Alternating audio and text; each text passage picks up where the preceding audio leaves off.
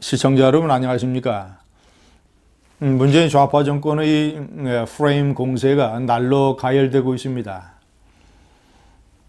문재인 대통령이 황교안 대표를 가르쳐서 독재자의 후예라는 공격을 해댔고, 황교안 대표가 이를 적절하게 반격했습니다. 진정한 독재자의 후예는 김정은 아니냐?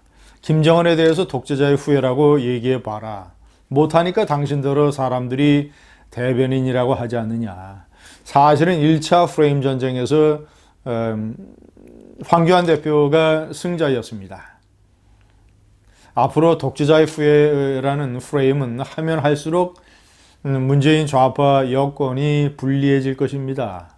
자, 그러자 프레임을 교묘하게 바꾸고 나왔습니다. 이번에는 박원순 서울시장이 가세를 했습니다.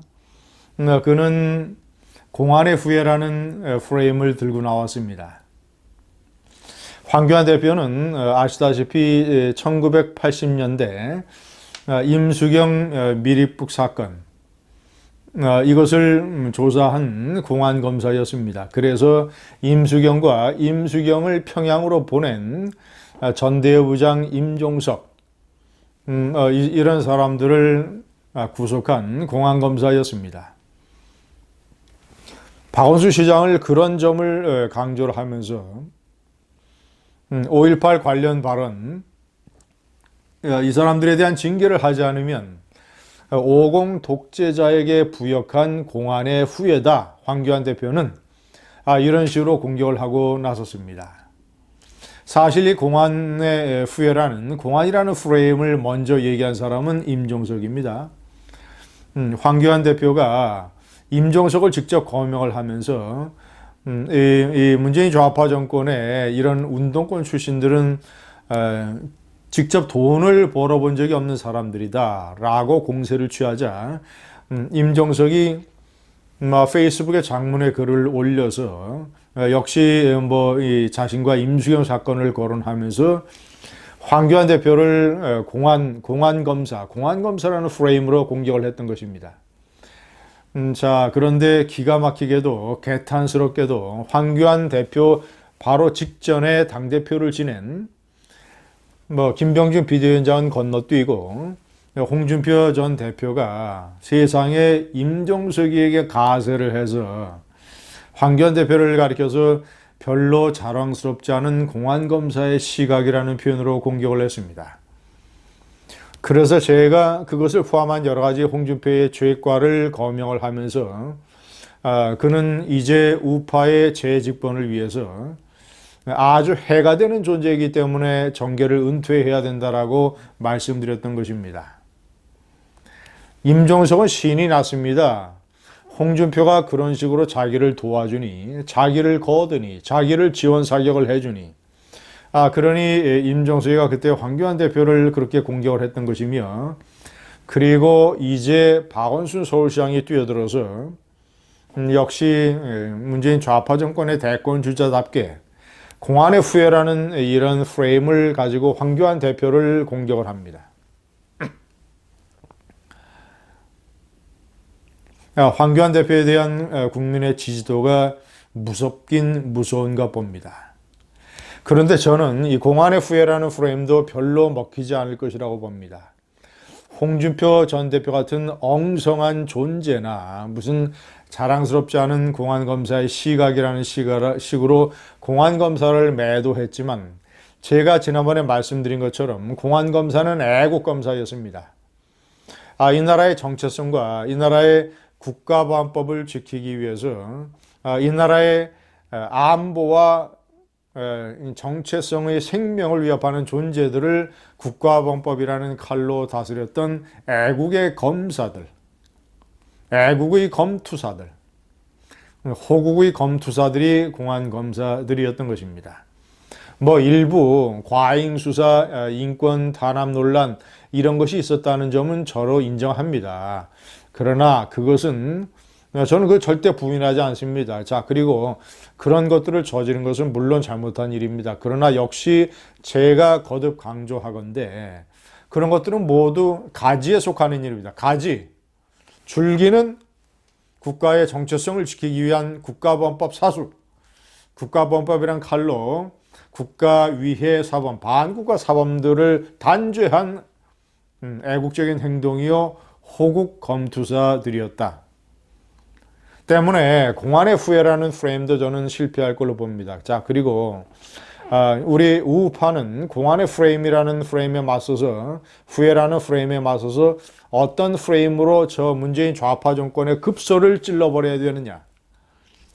제가 제창하는 것이 내통의 후예들이라는 것입니다. 내통의 후예들. 대한민국을 위협하는 존재와 정신적, 물질적, 경제적, 사업적, 정서적으로 내통한 존재들.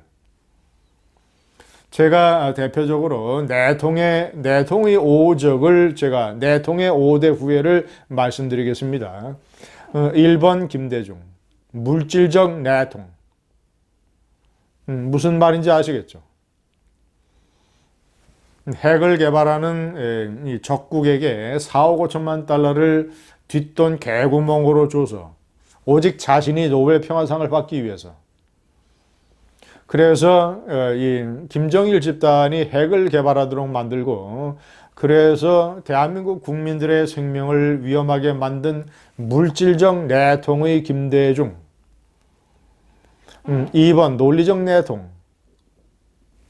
노무현은 2007년 10월 4일 정상회담 때 물론 평양 합의를 통해서 총 14조 원이 들어가는 대북 경제협력 사업을 합의를 해줬지만, 그러나 그것은 노무현의 이 대선 참패로 인해서 이루어지지 않았습니다.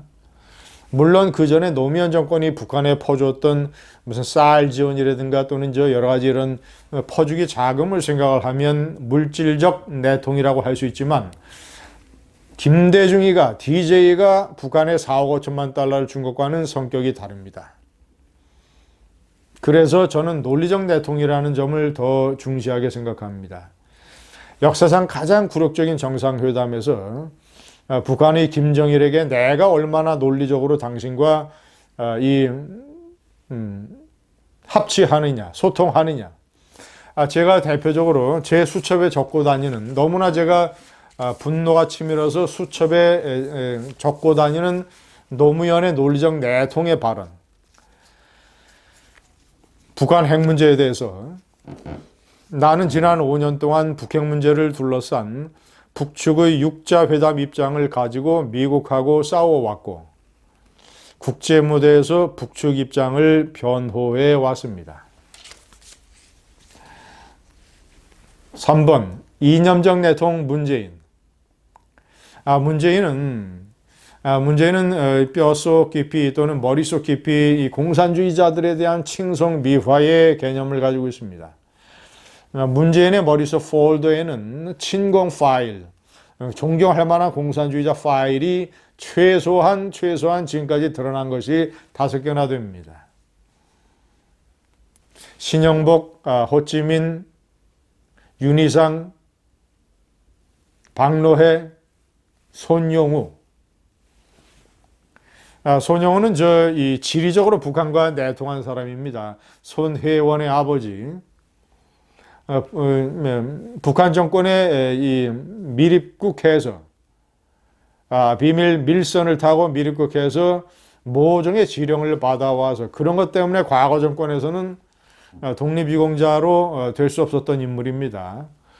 그런 사람을 문재인 정권, 이 정권에 들어서 독립유공자로 훈장을 주고, 직접 문재인 대통령이 손혜원 의원의 모친 손영우의 부인에게 훈장을 걸어줬습니다.